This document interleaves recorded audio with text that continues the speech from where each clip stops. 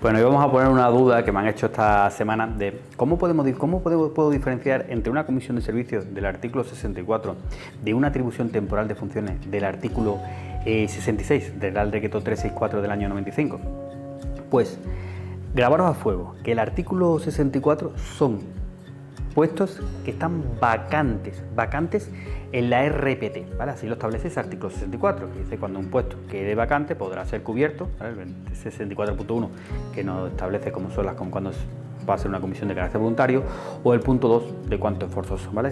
Que te dice cuando se celebre un concurso y para la provisión de puesto de trabajo y quede vacante, esa provisión se declare desierta y sea urgente, pues se va a cubrir por una comisión de servicios, sí, vacante.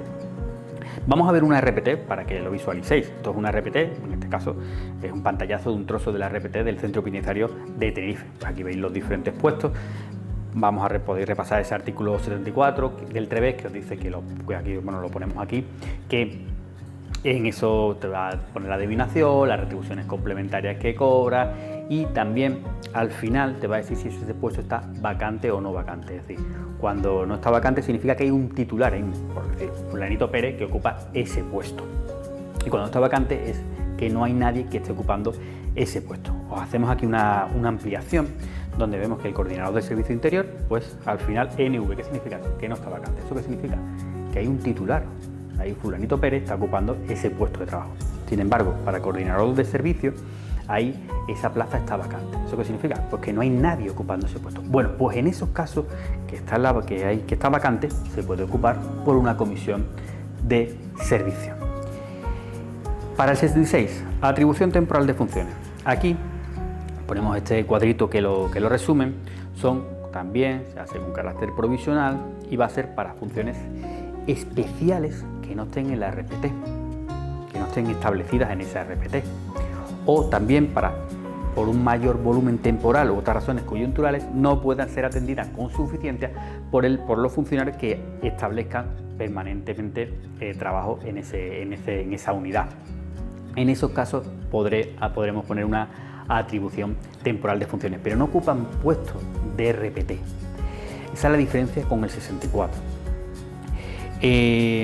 Os pongo un ejemplo, un funcionario que está en excedencia por cuidado de familiares. Bien, durante los 2 primeros años tienes reserva, como muy bien sabéis, tienes reserva de tu puesto de trabajo, tienes reserva de tu silla. Pues, imaginaros un centro penitenciario muy pequeñito que solo tiene un jurista. Bien, pues en ese caso, ese puesto no lo puede ocupar por una comisión de servicio. ¿Por qué? Porque ese jurista en cualquier momento es titular de ese puesto de trabajo, en ese centro penitenciario. En cualquier momento puede volver a su puesto de trabajo.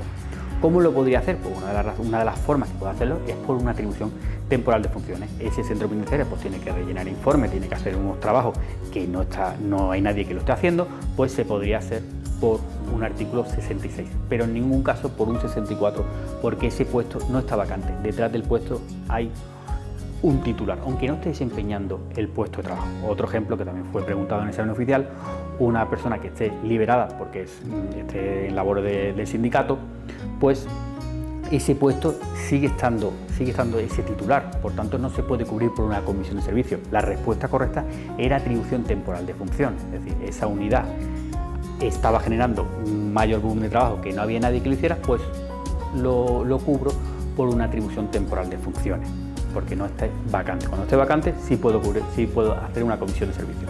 Por último, ¿qué vamos a cobrar? Artículo 64, el puesto que estés desempeñando. Artículo 66, atribución temporal de funciones. ¿Qué vas a cobrar? Por el puesto de origen.